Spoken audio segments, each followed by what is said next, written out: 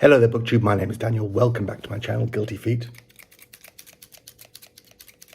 I've got no rhythm, and today I've got a humongous book haul, just a fantastic confluence of circumstances. I have some books that come from the United States because we have friends who live in on the East Coast, and they've come to stay in Israel for another friend's wedding, and they bought me some books. And the reason I had books sent to them wasn't just because they were coming, but because my in-laws gave me some vouchers for Amazon.com in the US for my birthday, whereas I usually buy Amazon.co.uk in the UK, and so I was forced to buy some books in America, and then I have a whole lot of books that I ordered from various outlets in the UK, including Amazon, a lot of eBay, World of Books, everywhere I could find books, because I'm going to London next week. But my friend, who is a pilot, has visited. He was here a week and a half ago with his wife, and they came to see us, and he brought me a bunch of books then, and he's also he went back to the UK, and now he's back in Israel with his wife, and I think his daughter's coming tomorrow because they've got a family wedding or friend's wedding, and so he brought me another entire suitcase full of books. And when I say a suitcase full of books, let me just show you. It is indeed a suitcase full of books. Well, I transferred this. He bought his carry-on bag just full of, oh, that's terrible, isn't it? A carry-on bag full of books, and then I met him this evening in Tel Aviv and transferred them into my suitcase. So I'm going to take those, and I've got my scissors so I can open those, but I just thought I'd take you through everything else I've got as well. So the books from America as follows. I got, and I started reading today, A Day in the Life of Abed Salama, Anatomy of a Jerusalem Tragedy by Nathan Thrall. This won a Pulitzer Prize this year, not one of the ones that people get excited about, but I think the category is general non-fiction, and I'm considering going to meet Nathan Thrall. He's talking in Jerusalem on Tuesday, and I think I might go and meet him. But I read the first half, 2/3 of the book this afternoon, and I'm not sure whether I will follow through on that, but I'll reserve judgment until I got to the end of that. I also picked up in hardback Tom Lake by Anne Patchett, because I think this is due to come out soon. I think it's coming out just now in paperback in the UK already, and they were selling this cheap, or $9.99 for a brand new hardback, and I heard good things, and I've read 2 Anne Patchett's and like that, so I got that. And then this was my big splash. I had to spend all this money because I had to spend it at Amazon.com, and so I bought my first Marvel Epic collection, and this is Amazing Spider-Man. This is Craven's Last Hunt, which is a story that I read in the late 80s in individual. I was not a Spider-Man fan. I have a friend of mine who was a Spider-Man fan. We were both here in Israel after high school, before university, and I read these in his apartment, the original individual issues of Craven's Last Hunt, which was spread across, there were 3 monthly Spider-Man titles at the time: Amazing Spider-Man, Web of Spider-Man, and Peter Parker, the Spectacular Spider-Man, if I remember correctly. And this was a really dark, creepy, and upsetting story about Kraven the Hunter, who you can see on the cover here. And it's much more his story, perhaps you might say, than Spider-Man's story. But I've been trying to get a collected copy of this, and it's collected, like just those 6 issues are collected in the run was originally called his Fearful Symmetry, based on Tiger, Burning Bright, by what's his face, and except it's Spider, Burning Bright.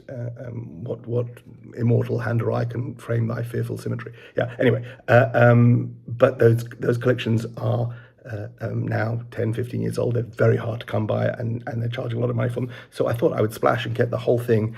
So I have this lovely epic collection, which has not only the 6 issues that make up the story of Craven's Last Hunt, but also has Peter Parker's proposal to Mary Jane and their first wedding, and blah, blah, blah, blah, blah. So I'm looking forward to getting through that.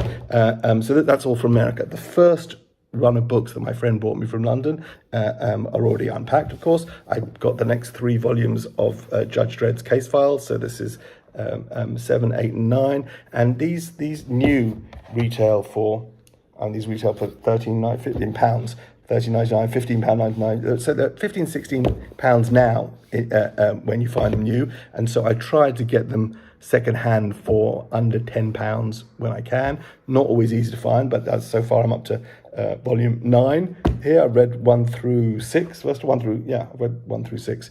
And I will take these on because they're just fun, and I sort of missed them first time around. I wasn't a big reader of 2000 AD, but I'm really enjoying those. Okay, the rest of the books then I got... Okay, Evelyn Waugh, Sword of Honor trilogy. So this is a great big book published by Penguin, Penguin Classics, by the Modern Classics, this silver cover. I'm not sure what era this is, and this is 900 pages worth, because this is 3 volumes, and it's not 900 pages, that's what I'm thinking at, sorry. Not even close, 670 pages, something like that. But this is the 3 volumes that made up the Sword of Honor trilogy, and I will tell you what they are in a second, because I don't remember what the names of them are. Here we go. It doesn't even say what they are.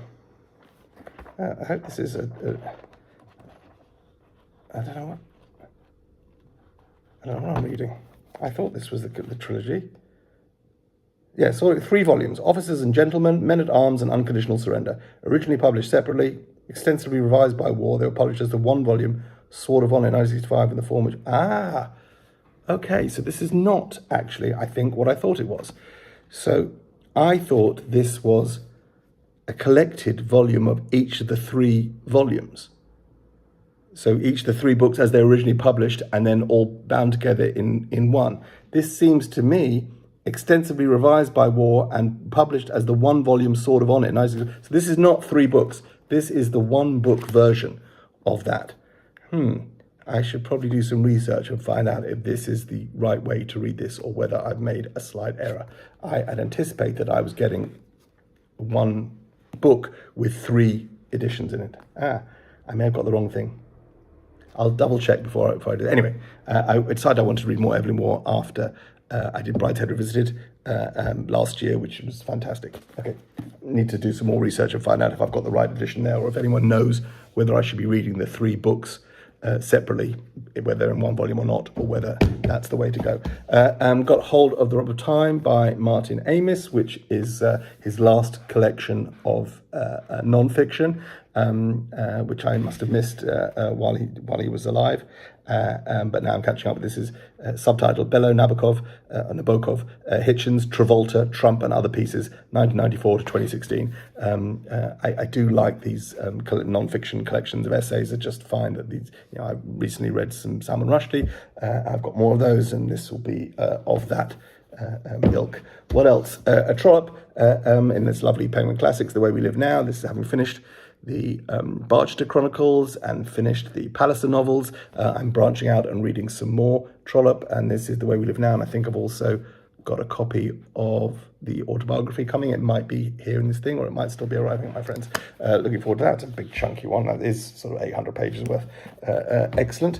This is Everybody Knows by Jordan Harper, which seems to be a thriller or something. Welcome to May Pruitt's LA, a black bag publicist at one of Hollywood's most powerful crisis PR firms. Okay, so West Coast detective crime, don't know much about it. Must have shown up on my radar a couple of times and picked this copy up. It looks pretty much unread. I did not buy this new, I'm fairly sure.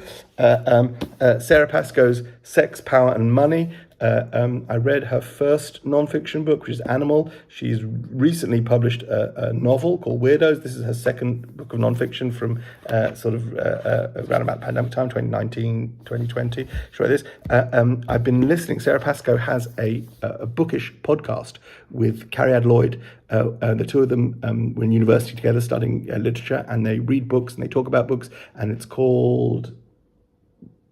something to do with Weirdos, which is, as I said, Weirdos is the title of Sarah Pascoe's novel, but I think it's just called Sarah and Carriod's Book Club.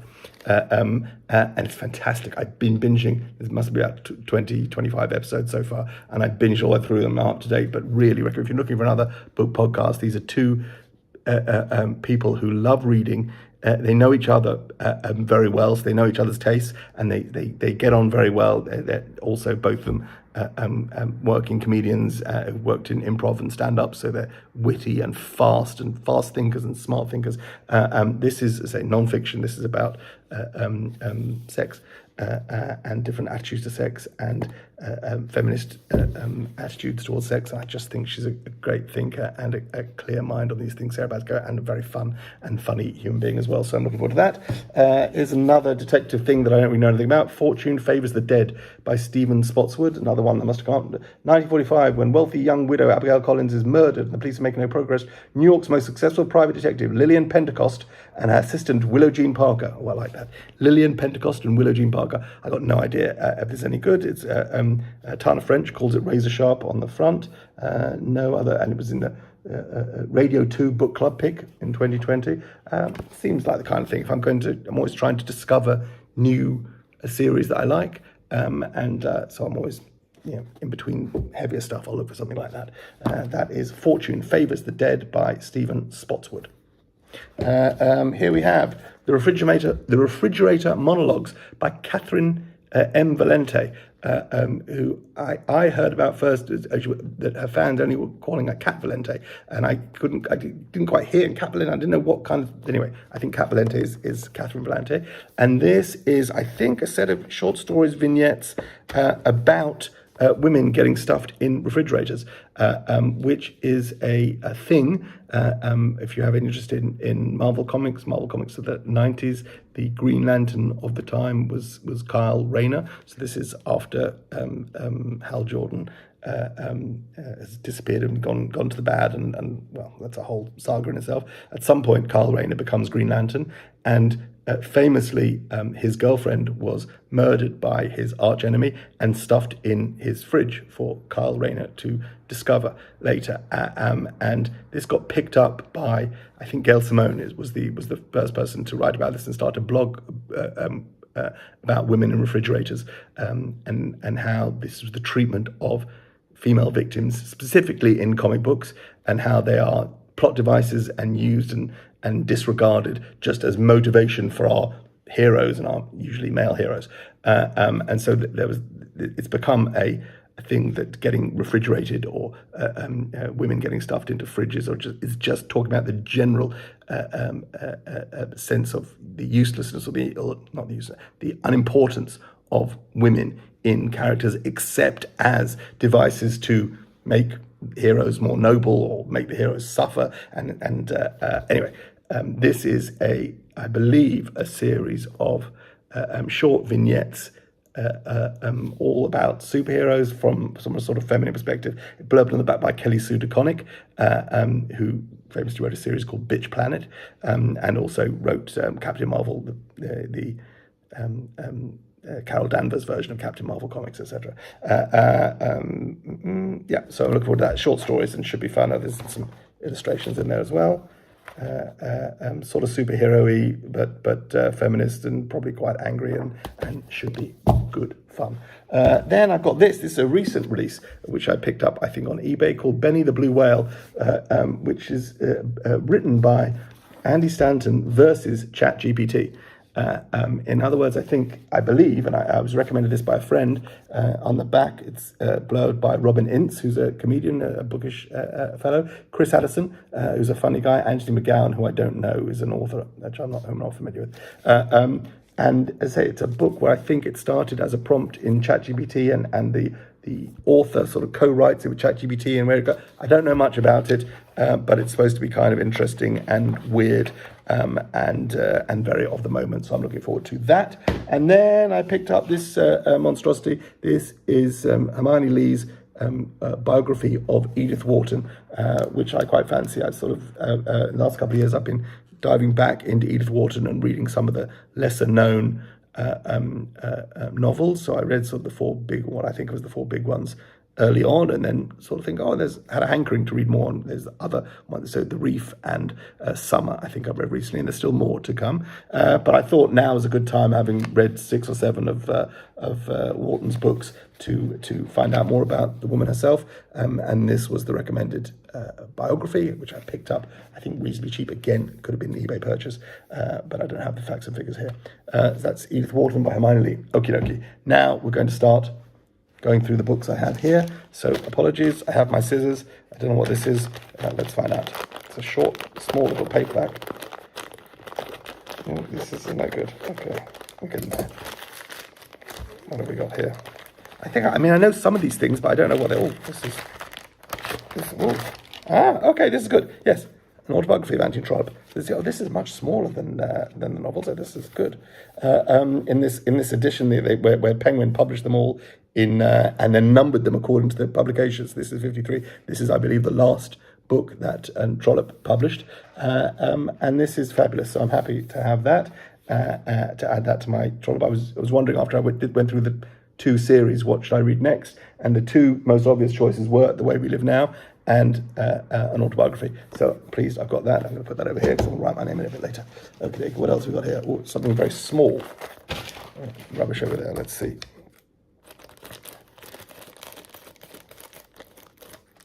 Okay, what have we got here? Very thin, small work. I don't know what it is. If I can get it out of... God, the packaging these days is... Oh, what is this? How to Spot a Fascist by Umberto Eco. This must have just caught my eye. This is, what, altogether 30 pages? 50 pages. How to Spot a Fascist, published by Harville Secker. Is this like a... I don't know what this is. But I bought it, and now I'm going to read it. I've never read any Eco. I haven't read Name of the Rose or Foucault's Pendulum.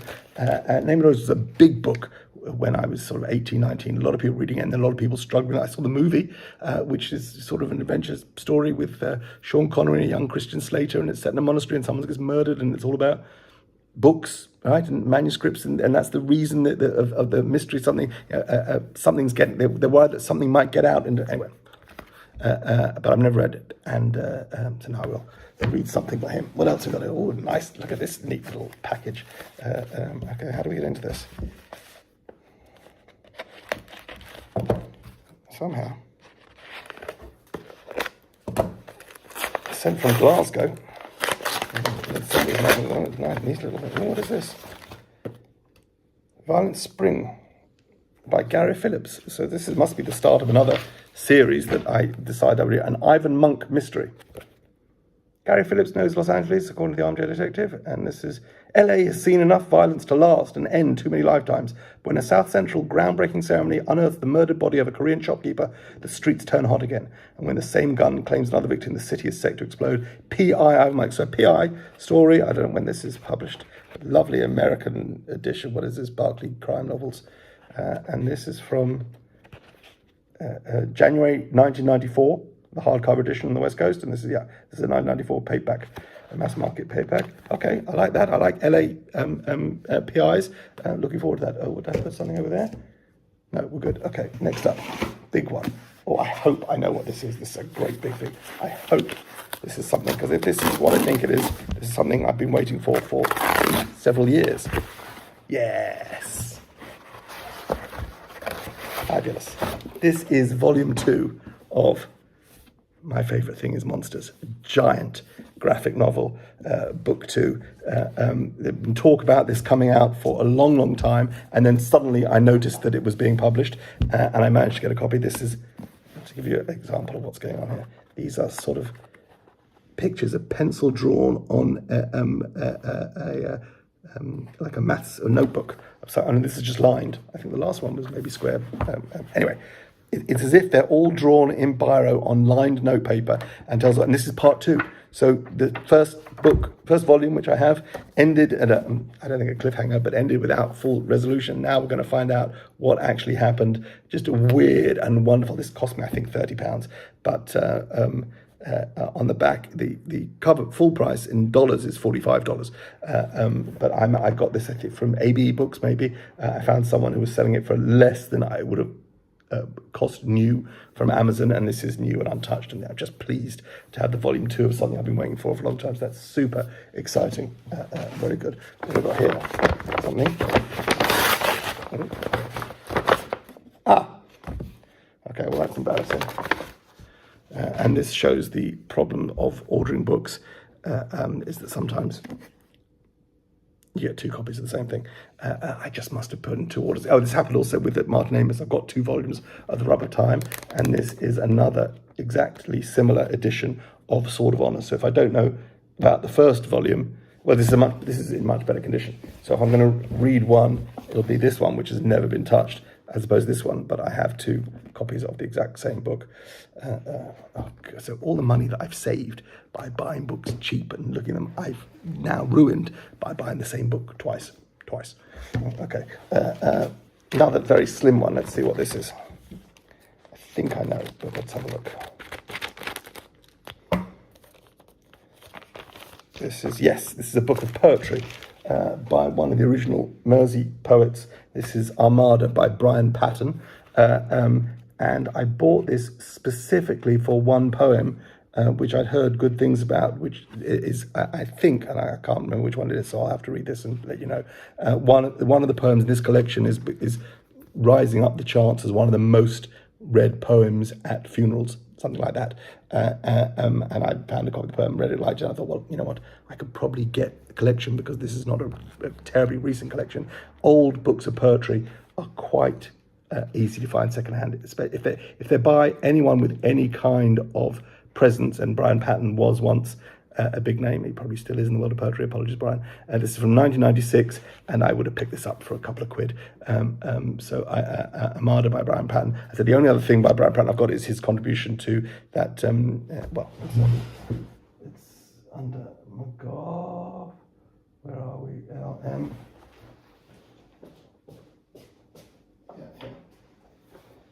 This lovely edition of the Mersey Sound, which is from the 60s, which featured Adrian Henry, Roger McGough, and Brian Patton. So that's another collection of Brian Patton. Excellent. What else have we got here? This is this size, but it feels quite light. How do I get into this? Oh, this was an Amazon purchase recently. This is Rory Stewart's Politics on the Edge, which was a very top-selling political autobiography, which came out last year. Rory Stewart is the one of the co-hosts of the podcast The Rest is Politics. I'm not a massive fan of Rory Stewart, but I know this sold absolute gangbusters in hardback and just came out and paperback, and Amazon were doing it at a reduced price. So cover price on this is $10.99. I think I got this for like $5.50, so probably about half price. And I just figured it was so widely read and so well reviewed that I could get through that, and that would be a fun exercise. Okay, what else have I got here? This is a funny shaped one. Is one book or two books? I don't know. Oh, 4 books. 4 books all together, and good, because these are the next 4 Poirot books. So I've got here, I don't know what the correct order is. I think 3-Act Tragedy. So I've got, I just read Lord Edgware Dies. I've got Murder on the Orient Express already. I think these may come after that. 3-Act Tragedy, and then I don't know the rest of the order of these. Death in the Clouds, Murder in Mesopotamia, and the ABC Murders. So that's excellent. 4 more Agatha Christie's to go on the shelf. Super duper. Not just on the shelf, eventually to be read. They don't go on the shelf until I read them. 1 second, what is this? Okay, I haven't spoken to you about. I've joined a book club in Tel Aviv, which I've been to 2 things so far. I've got another one coming up. And the first one, they were talking about this book, which I didn't have, and I ordered it, and it just didn't get to me in time. So we went and I spoke about this book, but I think I'll read it anyway, because I have read something. This is, Nightboat to Tangier by Kevin Barry, and I read Beetlebone by Kevin Barry, but I haven't read this. I think this comes after that one. So I've already done the book club about it, but now I have a copy, and it should be a 214 pages. That'll be a nice whiz through read. Looking forward to that. So the second book club that I went to, we did Truman Capote's book, and then the next one lined up, we're doing The Collector by John Fowles. So we had a fantastic evening with Truman Capote, and I'm looking forward to the next one, but I might be away. They might do it when I'm in England. Okay, well, that's it.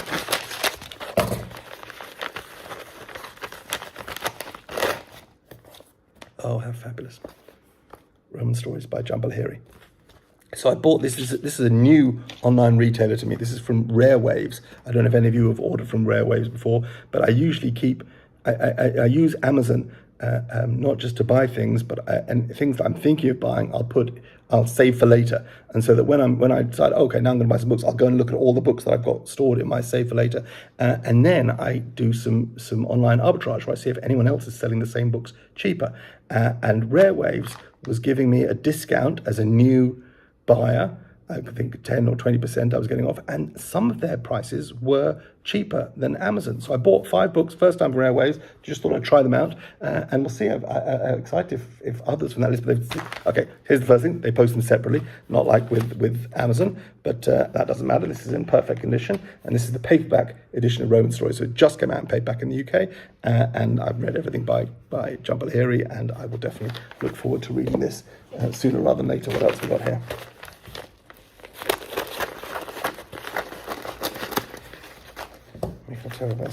This similar packaging, so this might be, it's also good. Yeah, so this is also from that same order from Rare Waves, and this is a book that I've had on my radar when it came out in hardback, and this is Nazare, Life and Death with the Big Wave Surfers. It's non-fiction about surfing the some of the biggest waves. I don't surf. I've read one other book about surfing, the incredible Barbarian Days, which I highly recommend.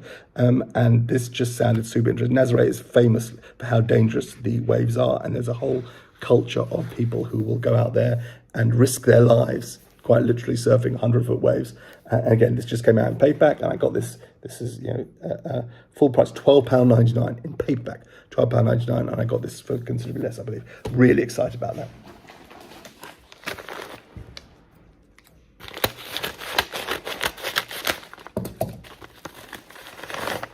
Oh, also from that same thing, this is the packaging the same, Isabella Hamad's Enter Ghost. This was shortlisted for the Women's Prize. Am I right about that? Didn't win.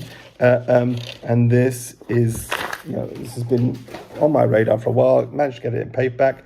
And this is set in the West Bank, and they're trying to put on a production of Hamlet. And I'm kind of interested to see where this goes. I haven't read Hamad before. I've heard reviews that say it's a little dense, a little tough to get through, but I'm quite looking forward to seeing what that's about. What else? This is great. Okay, it's been years since I read this author, and I'm going to make a whole video about authors who fall out of fashion, because it's a real thing. Authors do go in and out of fashion, and this gentleman probably no longer in fashion, although, and I read 3 of his books, and sort of, I got the point, I don't need to read any others, and now nobody's really talking about him. Certainly no one on BookTube seems to be talking about him, despite the fact that a couple of his books really changed the way I understand novels. This is one of his earlier books, The Cider House Rules, talking about John Irving. The World According to Garp was a revelation. I don't have a copy here because I borrowed a copy. I read it when I was in religious seminary when I was 19 years old. It changed my life, and I've read A Prayer for Ern Meany, which is just an outstanding book, and I read Son of the Circus. So I've only read 3, and The Cider House Rules, I love this movie. I decided I'll talk more about John Irving this week because I'm actually going to meet him on Wednesday, hopefully. He was supposed to be in Israel for the International Writers' Festival, and he got COVID and didn't come. And we had tickets, and instead of cancelling, we went to see him on a Zoom meeting. And I got some footage of that, and I'll do a whole thing after I meet him, get him maybe to sign this book for me, or at least sign my copy of Ern Meany, or maybe both. I'll let you know how he does on Wednesday. But because now he's recovered from COVID, he's actually come to Israel to visit, and I'm going to hear him talk later this week in Jerusalem. So looking forward to that. Exhibit. If any of you have thoughts about John Irving, I'd love to hear them. If you're still reading him, if you read him once, okay, here I've got 4 graphic novels. This is books 1, 2, 3, and 4 of Lazarus by Greg Rucka, and this was an eBay purchase. And I remember saying to them, I don't need all 4 because I already have a copy of number 1, which I do, and I tried to put in a cheaper offer for books 2, 3, and 4, but they've sent me all 4 anyway, so now I've got 2 copies of that. But I enjoyed that. That's fine. Okay, they've been read for sure, and there's more volumes. There's 6 or 7 volumes at least, but now I've got 2, 3, and 4 to read after 1, so that's good. What else? Still more to come here. Okay, here's one.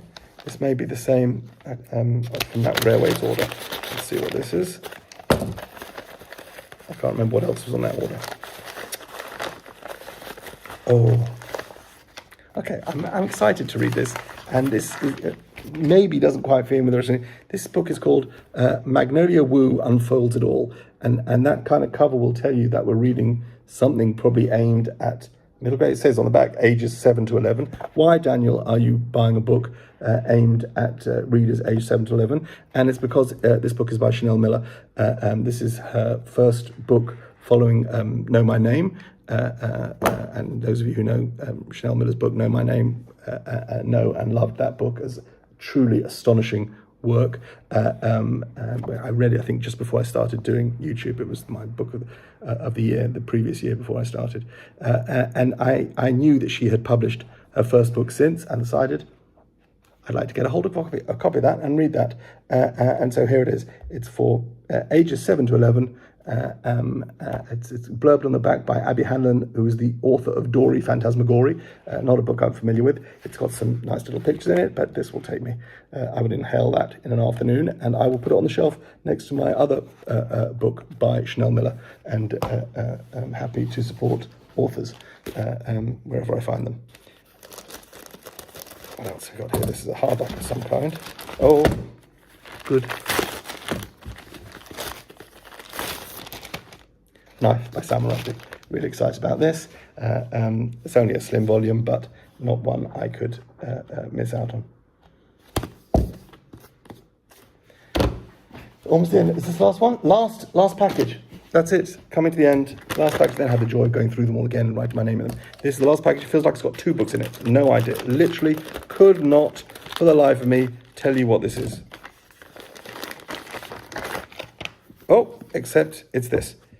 Oh, wow, that's exciting. 2 James Baldwin books. One is Another Country, which is the next of his novels for me to read. And then this is non-fiction. This is Notes of a Native Son. And somebody has gone through and read this and marked this up and then sold it, which is astonishing to me. But I love the fact that it's all marked up. I don't mind this at all. I won't even, I don't know what I'll do with all these marked pages. What does one do with them? Do you peel them off?